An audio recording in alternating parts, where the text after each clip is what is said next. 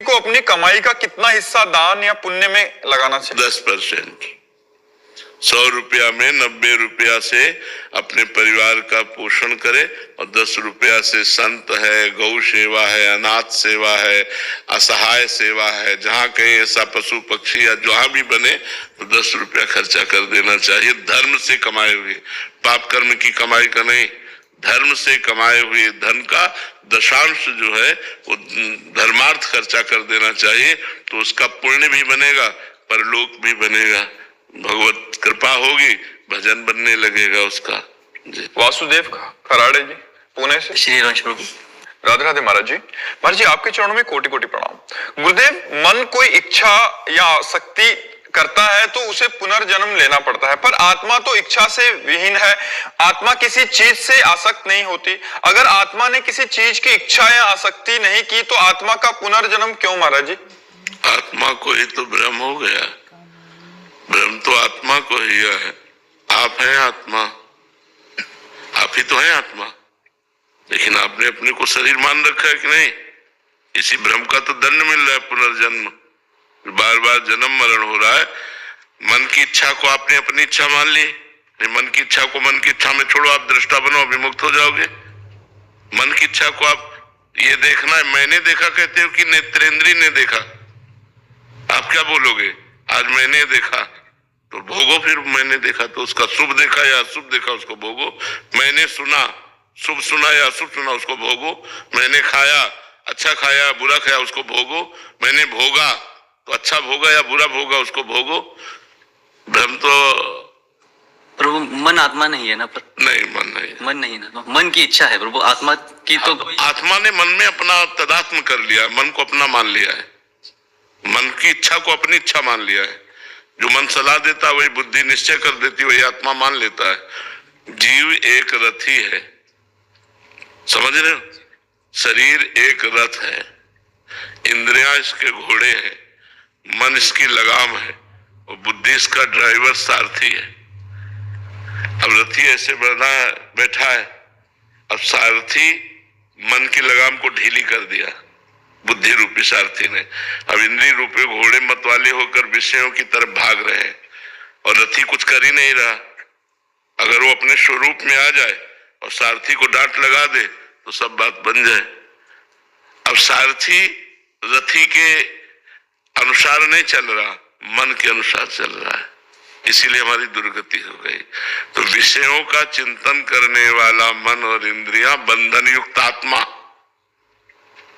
जबकि वो निर्विकार है, और भगवत चिंतन करने वाला मन और इंद्रियां मोक्ष को प्राप्त आत्मा। जब सैनिक हारते हैं तो हार किसकी होती है? राजा की होती है ना।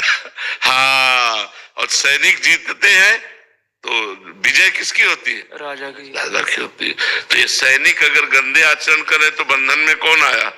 वही सुअर बना, वही कुत्ता बना, वही नीच योनियों में, वही प्रेत योनियों में, अधम योनियों को प्राप्त हुआ निर्विकार सच्चिदानंद स्वरूप आत्मा। तो इनको ठीक करने के लिए मनुष्य जन्म मिला है कि हम इनको ठीक कर लें, इनमें हमारी आसक्ति हो गई है।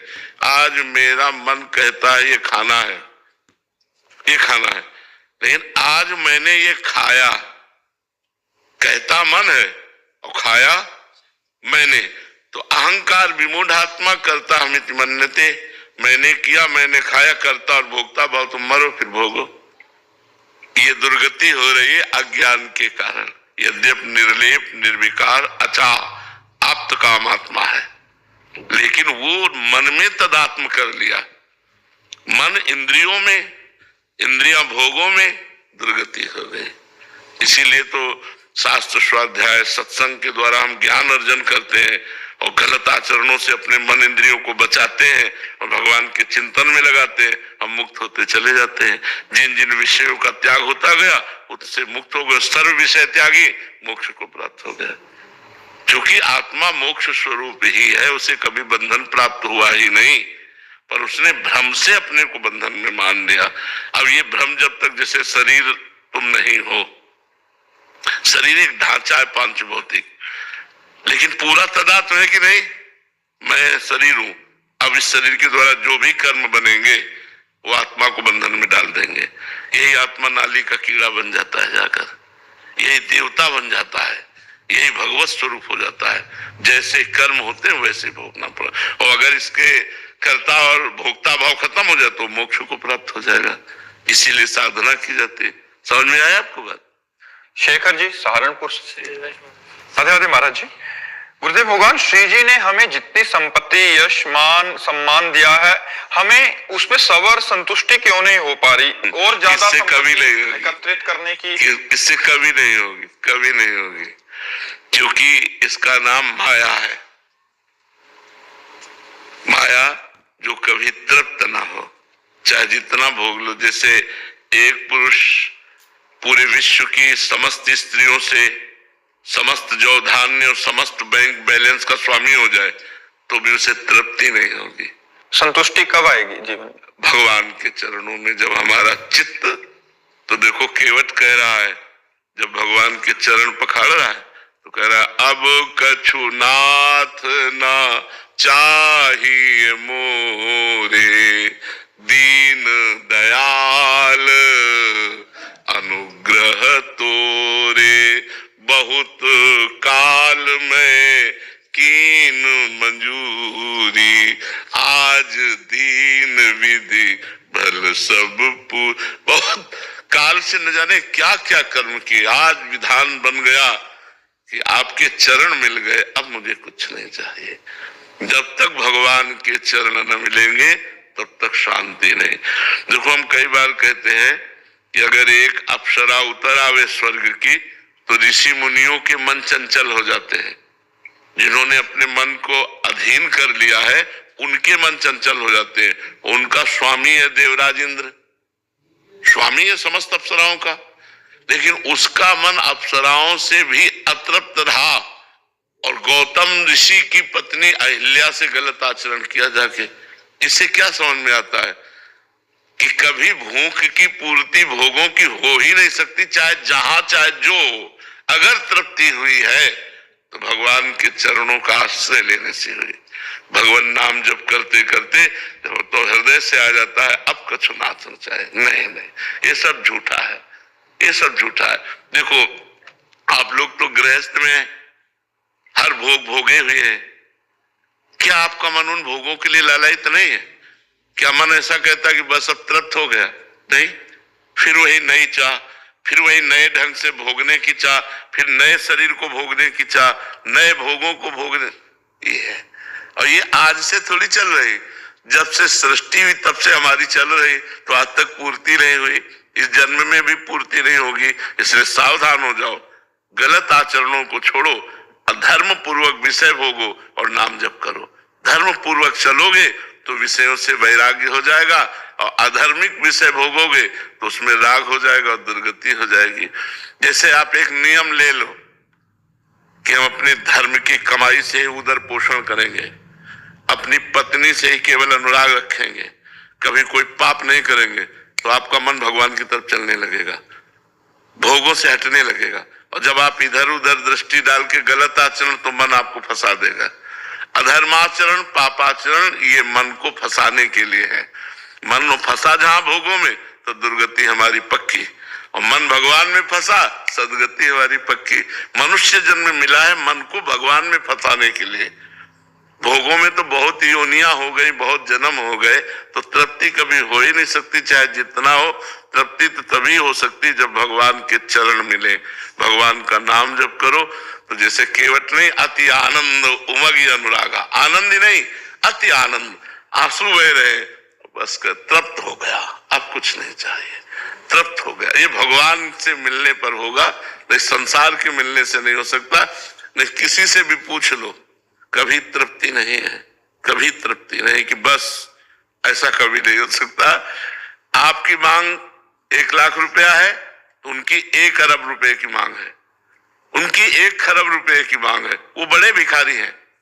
तो ये चाह कभी पूर्ति हो ही नहीं सकती, ये भगवान से जुड़कर ही पूर्ण हो सकती है। समझ पा रहे हैं आप? दीपक कुमार जी दिल्ली से। श्री हरिवंश गुरुदेव। पूज्य गुरुदेव, भक्तमाल ग्रंथ में अनेकों ऐसे प्रसंग हैं जिसमें भक्त संत समागम एवं संतों की सेवा में बहुत ज्यादा भाव रखते थे एवं अपना सब कुछ उनकी सेवा में अर्पण कर देते थे। जैसे पीपा जी एवं उनकी धर्मपत्नी सीता जी, महाराष्ट्र के राजा महिपति वराज जी की बेटी का प्रसंग आदि। क्या आज के युग में भी ऐसी निष्ठा रखने वाले भक्त हैं महाराज जी? बहुत कम है। जैसा देखा गया, एक दिन पीपा जी और सीता सहचरी जी चीदर चिदरानी जी के दर्शन करने के लिए गए। गृहस्थ भक्त थे चीदर चिदरानी जी, तो द्वारिका में भगवत साक्षात्कार के बाद वहां द्वारिका में महिमा सुनी। कुछ चीदर चिदरानी जी नाम के एक भक्त है, तो वहां गए। अब वो ऐसे महान भक्त थे कि सब कुछ उनका संत सेवा में जा चुका था। मतलब यहां तक कि खाने के लिए भोजन भी नहीं था। वो भगवत आश्रित निरंतर नाम जप, और एक वस्त्र चीदर जी के शरीर में फटा पुराना धोते और एक नया वस्त्र चिदरानी जी के शरीर में था। चीदर जी ने देखा पीपा जी और सीता सहचरी आई, बहुत ही एकदम विकल हो गए कि इतने बड़े महान संत हमारे पास आए। मिले, खूब आनंद से बैठे। चीदर जी घर गए अंदर और चिदरानी जी से कहा आज संत विमुख जाएंगे, क्योंकि हमारे पास कुछ है नहीं, बाजार में कोई उधार देता नहीं, कुछ नहीं है जिसको हम बेच सके, क्या करें।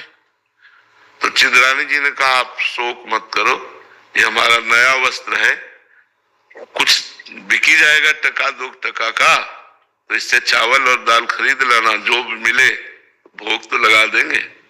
वो प्रसन्न हो गए। एक ही वस्त्र था तो बाजार में बेच दिया, जो भी उससे दाल चावल जो भी मिला उन्होंने बनाया, और बना के कोई सेर 2 सेर 2.5 सेर थोड़ी मिलेगा उस कपड़े, एक कपड़े का। तो वो लेकर के पीपा जी सीता सहचरी को बाहर चीदर चिदरानी जी ने कि आप करोगे क्या इस नाशवान शरीर के विषय में प्रश्न किया।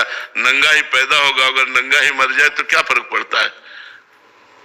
समझ गए घर की स्थिति देख करके कि ये वस्त्र बेच करके पीपा जी के पास गए और बोले कि हमें लग रहा था कि हम महान भक्त हैं, राजपाट छोड़ करके टाट पट्टी लगाकर भगवान का भजन करते हैं, लेकिन आज हमारा वो भी अभिमान दूर हो गया, क्योंकि हमसे महान भक्त निकले जिन्होंने हमारे स्वागत के लिए अपने तन का वस्त्र बेच दिया। ऐसे भक्तों के जो उदाहरण आते हैं, अब मतलब ऐसे ऐसे उदाहरण आते हैं जो दिमाग में काम ही नहीं करेंगे, दिमाग में ही काम नहीं करेंगे कि ऐसा कैसे हो सकता है, ऐसा कैसे हो सकता है। एक अब सीता सहचरी जी महान भक्ता, एक वो जब जाती थी तो एक सामान लेने, तो एक दुकानदार गलत दृष्टि से, रानी थी पहले, रानी थी तो कोई साधारण थोड़ी, अनुपम रूप, और फिर अब भजन में लगी थी तो और रूप प्रकाशित, तो गलत दृष्टि करता। वो अपनी दृष्टि से देख कर सब जीव हैं, अलग अलग चिंतन।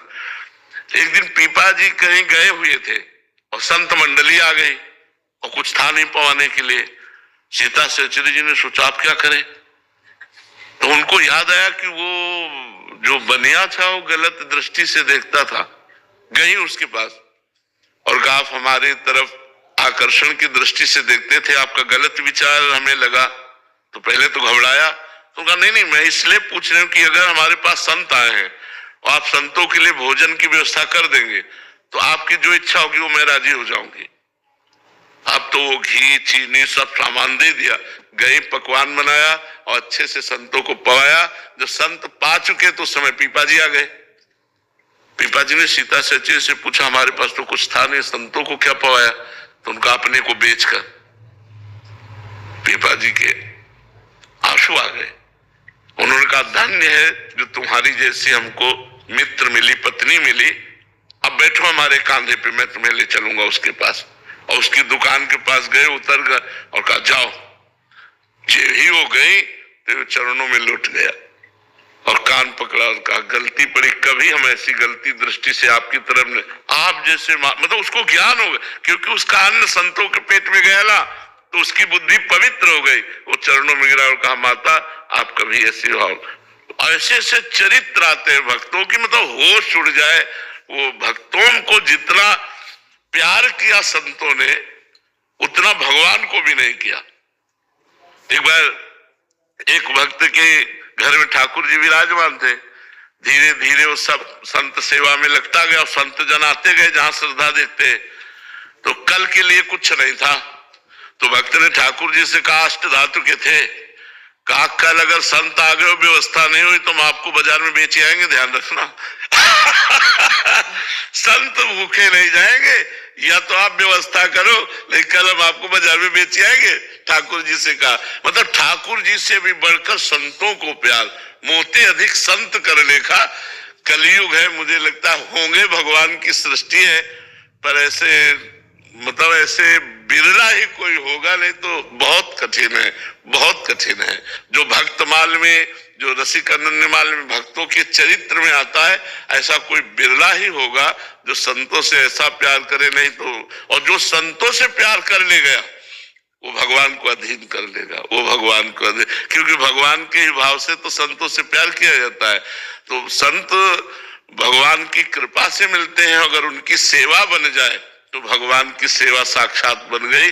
कहा जाता है कि भगवान को अगर पाते देखना तो संतों को पवाओ, भगवान संतों के मुख से पाते हैं, भगवान संतों के मुख से पाते हैं। तो संतों की सेवा के जो भक्तमाल में उदाहरण है, होगी, क्योंकि भगवान की सृष्टि है, होंगे ऐसे, पर बहुत बिरले होंगे, कोई ऐसे बकाया ऐसे नहीं होंगे। ऐसा दे देना कुछ वो बात अलग है, लेकिन प्राण न्यौछावर कर देना, सर्वस्व न्यौछावर कर देना, ये बहुत कठिन बात है। राम शरण जी। जय जय